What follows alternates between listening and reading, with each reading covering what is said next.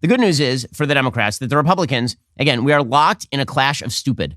We are locked in a closet with a couple of morons just going at each other. And that's the Democrat Party and the Republican Party. So the Republicans are stupid for a couple of reasons. There are two things that make Republicans inherently unpopular: a feeling of chaos, and also whenever Democrats can charge Republicans with any sort of sexual hypocrisy, it is like their favorite thing to do. So you have not one but two stories along those lines for Republicans. First, of course, we have the Kristi Noem story. So Kristi Noem, who's the governor of South Dakota, apparently had an absurdly blatant and public affair with handsy Trump aide Corey Lewandowski. That is according to the New York Post. I have sources of my own who say that Noem and Lewandowski were basically making the rounds, being all cozy like months and months and months ago publicly. Like they were just walking into interviews together and such. According to the New York Post, married Republican South Dakota Governor Kristi Noem has engaged in a years-long affair with longtime Donald Trump advisor Corey Lewandowski, who seems to be a bit of a, let's just say he gets around. Dude was apparently having an affair with Hope Hicks while he was married with 4 kids. And now he's having an affair with Kristi Noem, who also is married with kids. Apparently, the pair have been less than discreet about their relationship, with one source recalling them making out at a hotel bar at 2021 CPAC, which is pretty gross. It wasn't like 2 a.m., the source says. It wasn't like we caught them at a dive bar miles away. It's a lobby bar where everyone's staying. There's a bajillion political operatives and journalists and electeds around. I remember I saw it with my own eyes, and a couple other people saw it, and the blatantness was absolutely absurd. The liaison emerged 1 week after Noem, a 51-year-old mom of 3, formally endorsed Donald Trump, 77, for the 2024 presidential nomination. Trump, for his part, by the way, said even this weekend that he would consider Kristi Noem for the vice presidential slot. This is shortly after she endorsed him for the presidency, obviously. Are you leaning toward a woman? I like the concept, but we're going to pick the best person. But I do like the concept, yes. A lot of people noticed when Governor Noem endorsed you, there were Trump Noem signs. Do you have your eye on her? I do. I think she's fantastic. She's been a great governor. She gave me a very full-throated endorsement, a beautiful endorsement, actually. And, it's been a very good state for me. And certainly she'd be one of the people I'd consider, or for something else maybe. But we have a lot of people. We have a lot of great people in the Republican Party. Yeah. So there's that. So we have Kristi Noem, who apparently is having an affair with Corey Lewandowski, a man who keeps failing upward, apparently. And then we also have Lauren Boebert. So in the dumbest story of the recent past, Lauren Boebert, who's the congresswoman from Colorado, she apparently has a new beau. Her new beau is a person who owns a bar that stages drag shows occasionally. It's a gay-friendly drag bar. In January 2020, Aspen Gay Ski Weekend hosted an evening of cocktails, appetizers, and laughs at Hooch, which is the bar owned by Quinn Gallagher, who is the person who is canoodling with Boebert. So again, that's not the scandal. The scandal here is that apparently Boebert was caught on video getting frisky with Gallagher at a showing of Beetlejuice. Apparently she was like vaping and loudly singing during her viewing of Beetlejuice. And then he was petting her breast and she was grabbing his hand to keep it there. And apparently there was some crotchety behavior as well, some crotch behavior as well. And then when the ushers came and they came to boot her, there was a pregnant woman behind her who complained about the vaping. She refused to stop. And at that point, the ushers came and got her. And she said, quote, "Do you know who I am?" And then she apologized for her uncouth behavior, chalking it up to a recent split from Jason, her husband of 18 years. She says, "There's no perfect blueprint for going through a public and difficult divorce, which over the past few months has made, for me, a difficult, challenging personal time. In my entire family, I've tried to handle it with strength and grace. I simply fell short of my values on Sunday." Okay, I'm sorry. No. There may not be a perfect blueprint for going through a public and difficult divorce. I'm pretty sure that first on the list of things you don't do on the blueprint is, give people hand jobs in the aisles at Beetlejuice while they grab your breast and you vape. Pretty sure it's that. Now, the reason I say this is not because I deeply care about Lauren Boebert's sex life. I really don't. But the point is that as another one of these Republicans who is supposedly standing up for family values, I just don't why don't Republicans seem to understand that when they present candidates who engage in this sort of behavior, it undercuts their position with the American public. And I don't like the hypocrisy charge. I think the hypocrisy charge is stupid. I think you can hold values that you yourself failed to meet. I think it happens pretty much all the time. However, running candidates and championing candidates who consistently do this in swing districts, Boebert won her last race by like 200 votes.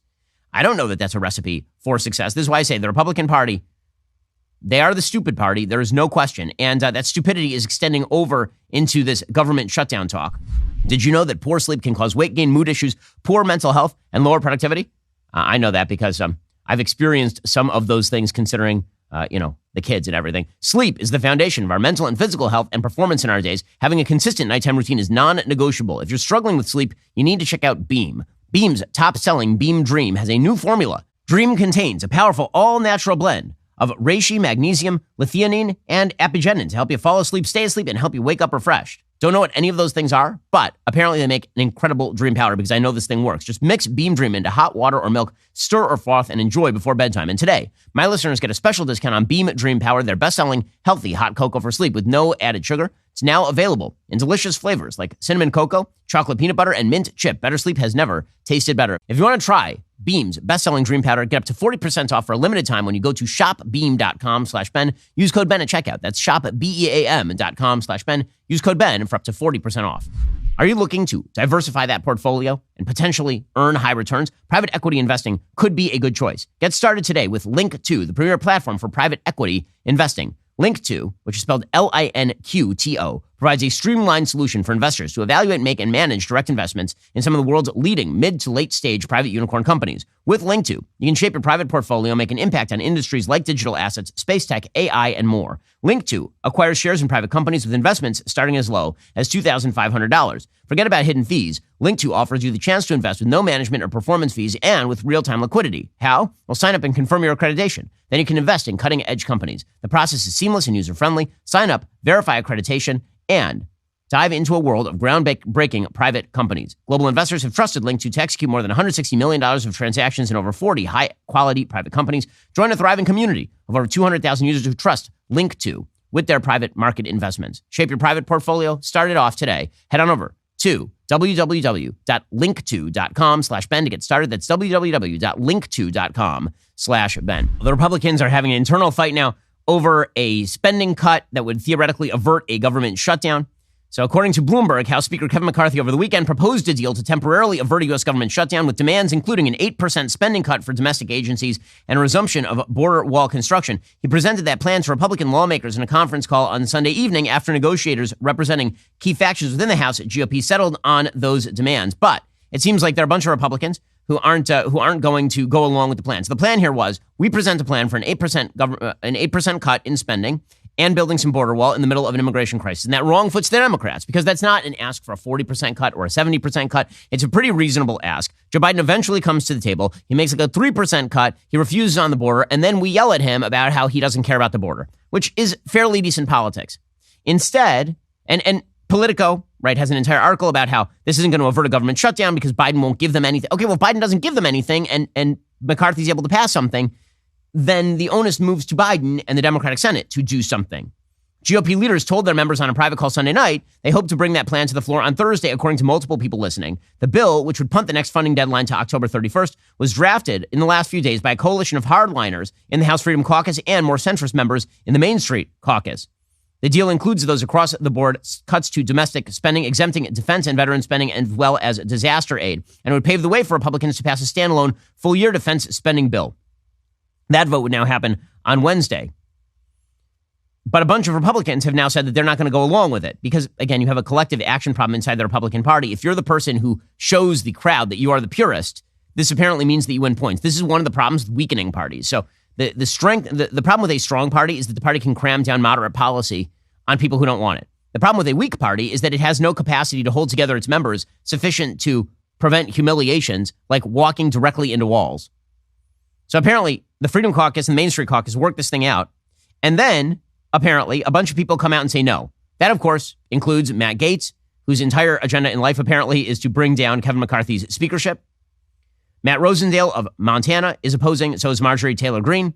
Eli Crane of Arizona also. There are objections from a bunch of others. Presumably, some of these people will have some goodies negotiated for them. With that said, you know, the fact that whenever chaos is projected, and it may end well, it may end fine, whenever chaos is projected to no apparent end because the Democrats run the Senate and Joe Biden is the president, and so they have a bit of a say in what exactly ends up becoming law here, Republicans, how about this? Be concerted in the issues that you attack. Focus for a moment in time. Otherwise, Democrats are going to have something to run on, and that is not what you want. Are you tired of the lies and the twists of the mainstream media talking points? Yeah, me too. Join me in my newest series, Fact, where I dismantle and bring truth to this tiring mainstream agenda.